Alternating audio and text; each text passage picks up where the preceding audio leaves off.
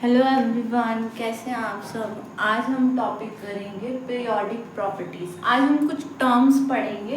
Basically 3 terms हैं, हम उन्हें कवर करेंगे। फर्स्ट टर्म है एटॉमिक साइज। एटॉमिक साइज क्या होता है, नाम वैसे बता ही रहा है। एटम का जो साइज है वो एटॉमिक साइज है, बट इन एक्चुअल देखते हैं कि इसकी एक्चुअल डेफिनेशन क्या है। That is the distance between the centre of the nucleus to the outermost shell of an atom.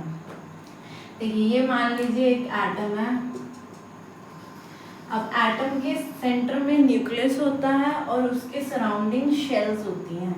तो जो सबसे बाहर शेल होगी ना, जैसे ये वाली आउटर मोस्ट शेल है, तो न्यूक्लियस से आउटर मोस्ट शेल का जो डिस्टेंस है ना, वैसे भी हमें पता है सर्कल का सेंटर से आउटर मोस्ट का जो डिस्टेंस होता है वो रेडियस होता है। सिमिलरली एक एटम में न्यूक्लियस से आउटर मोस्ट शेल का जो डिस्टेंस है वो क्या होता है, एटॉमिक रेडियस या एटॉमिक साइज, एक ही बात है। सेकेंड टर्म है nuclear charge. It is the number of proton present in the nucleus. अब हमें पता है कि भैया एक एटम के अंदर न्यूक्लियस में प्रोटॉन भी पाया जाता है और न्यूट्रॉन भी।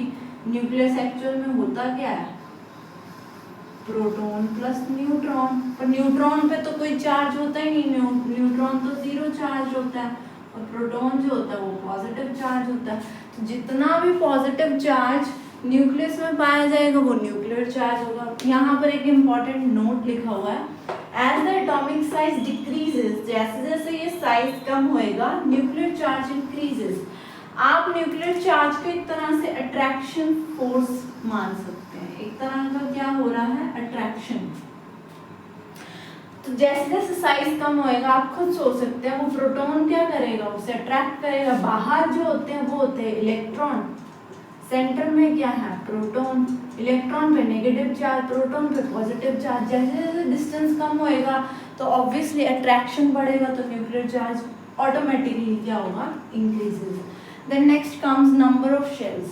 As the number of shells increases, the distance of the outermost shell from the nucleus also increases. That is, the atomic size increases. बहुत सिंपल बात बोली है उसने। कहा जैसे जैसे नंबर ऑफ शेल्स बढ़ेंगे वैसे वैसे न्यूक्लियस से डिस्टेंस कम होगा। जैसे कि एक ये बना रही हूँ मैं और एक ये बना रही, तो ऑब्वियसली ए और बी में से पूछूंगे भाई कौन सा बड़ा है, तो आप कहोगे बी, क्योंकि इसमें शेल्स ज्यादा हैं।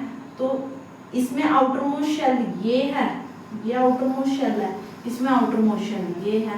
तो यहाँ से यहाँ का डिस्टेंस ज़्यादा है इसके कंपैरिजन में, तो मैं कह रही हूँ बी का एटॉमिक साइज ज़्यादा है। चलिए अब हम ट्रेंड्स पढ़ेंगे, हर एक प्रॉपर्टी का हम ट्रेंड पढ़ेंगे कि अक्रॉस अ पीरियड क्या हो रहा है और अक्रॉस अ ग्रुप क्या हो रहा है। तो पहला हम ले रहे हैं atomic size. Across a period क्या होता है, atomic size decreases when moving from left to right, means atomic size कम हो रहा है। क्यों, मान लीजिए मैंने सेकेंड पीरियड ले रखा है, सेकेंड पीरियड के एलिमेंट्स ले रखे हैं, lithium, beryllium, boron, carbon, nitrogen, oxygen, fluorine. इनका कॉन्फ़िगरेशन दिख दिया है, जैसे 2 1 2 2 2 3 ऐसे। अब आप देख सकते हैं कि सब में इन अ पीरियड शेल तो सेम है, जैसा कि हम पहले पढ़ चुके हैं। शेल तो वही है, KL KL KL, सब में शेल तो सेम ही रहती है। बट क्या हो रहा है, इसमें नंबर बढ़ रहा है, वैलेंस इलेक्ट्रॉन में नंबर बढ़ रहा है 1 2 3 4 5। ये वैलेंस इलेक्ट्रॉन में नंबर बढ़ने का मतलब क्या, अगर मैं आपसे पूछूं कि इसमें कितने इलेक्ट्रॉन हैं, तो इसमें 3 इलेक्ट्रॉन होंगे तो 3 ही प्रोटॉन होंगे, 4 इलेक्ट्रॉन होंगे तो 4 ही प्रोटॉन, 5 तो 5, 6 तो 6, 7 तो 7, 8 तो 8 और 9 तो 9। तो आप देख सकते हैं कि भाई शेल सेम है पर इलेक्ट्रॉन का नंबर बढ़ रहा है, सो एज प्रोटॉन का भी बढ़ रहा है। तो इनके बीच में अट्रैक्शन नहीं होती, इलेक्ट्रॉन और प्रोटॉन के बीच में एक अट्रैक्शन फील होगी ना, तो उस अट्रैक्शन की वजह से साइज क्या हो जाता है, कम हो जाता है। अब नेक्स्ट हम अक्रॉस अ ग्रुप पढ़ेंगे। Atomic size increases when moving from up to down, means बढ़ता है। कैसे, ये फर्स्ट ग्रुप के एलिमेंट्स लिए हैं, हलीना की रम। अब इसमें वही सेम कॉन्फ़िगरेशन लिखा, आप देख सकते हैं कि भाई इसमें क्या हो रहा है, नंबर ऑफ शेल्स बढ़ रहे हैं। पहले KL, फिर KLM, KLMN, KLMNO। तो शेल्स बढ़ रहे हैं तो ऑटोमेटिकली एटॉमिक साइज तो बढ़ेगा ही। तो ये देखो एटॉमिक साइज रुबीडियम का यहाँ बनाया, एटॉमिक साइज क्या हो रहा है, बढ़ रहा है। तो हमने क्या पढ़ा, पीरियड में एटॉमिक साइज कम होता है क्योंकि इलेक्ट्रॉन बढ़ रहे हैं और प्रोटॉन बढ़ रहे हैं, उनके बीच में अट्रैक्शन है तो कम हो रहा है एटॉमिक साइज। और across a group atomic size बढ़ता है सिंपली क्योंकि नंबर ऑफ शेल्स बढ़ रहे हैं। अब नेक्स्ट पढ़ते हैं ट्रेंड्स ऑफ मेटालिक कैरेक्टर। अब ये मेटालिक कैरेक्टर क्या होता है, it is the ability to lose electron, means electron को आसानी से लूज करना ही मेटालिक कैरेक्टर। मेटल्स वो होते हैं जो इलेक्ट्रॉन आसानी से दे दें। फॉर एग्जांपल सोडियम है, सोडियम का कॉन्फ़िगरेशन होता है 281। अगर ये अपना एक इलेक्ट्रॉन दे दे तो इसका तो ऑक्टेट कंप्लीट हो जाएगा 28। तो इसने क्या किया, अपना एक इलेक्ट्रॉन दे दिया, इसलिए सोडियम क्या है, मेटल है।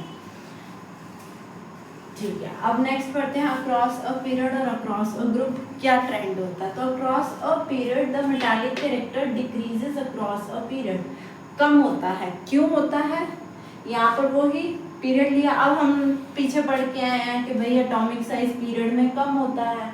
कम होने से क्या होता है, यहाँ पर साइन लिखा है एटॉमिक साइज डिक्रीज, इसका मतलब है अगर ऐसा साइन हो तो डिक्रीज और ऐसा साइन हो तो इंक्रीज। तो एटॉमिक साइज कम हो रहा है, अट्रैक्शन बढ़ेगा क्योंकि साइज कम हो रहा है। साइज कम होगा तो ऑब्वियसली इलेक्ट्रॉन प्रोटॉन के बीच में अट्रैक्शन ज़्यादा होगा, तो अट्रैक्शन बढ़ रहा है।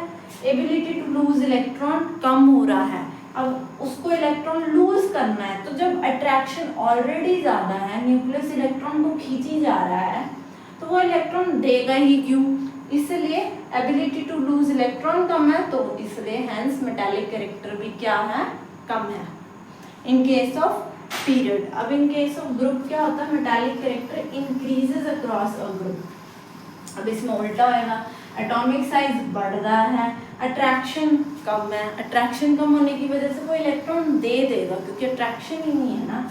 Ability to lose electron increases, तो मेटालिक कैरेक्टर भी क्या हो रहा है, बढ़ रहा है। अब चलिए नॉन मेटालिक कैरेक्टर का ट्रेंड देखते हैं। नॉन मेटालिक कैरेक्टर क्या होते हैं, ability to gain the electron. Metallic क्या होते थे, टू लूज इलेक्ट्रॉन, ये क्या है, गेन इलेक्ट्रॉन।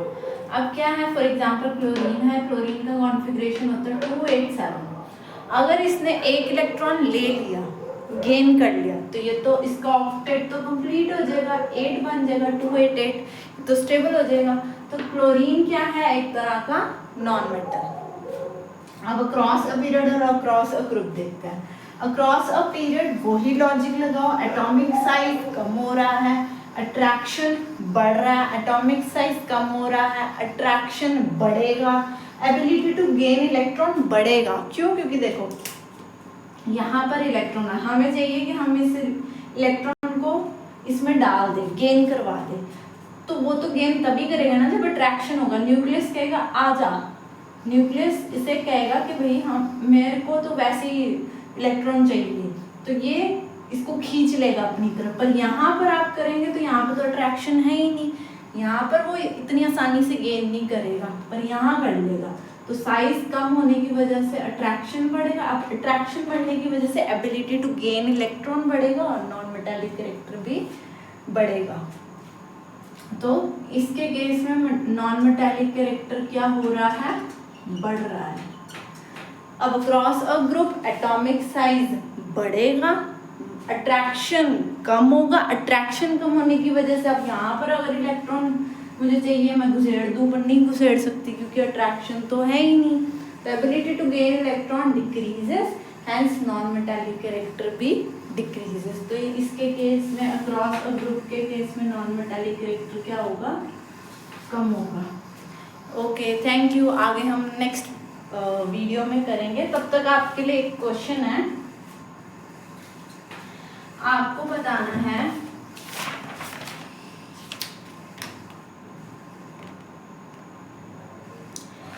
एक एलिमेंट है, ये मैं थोड़ा मिटा देती हूँ।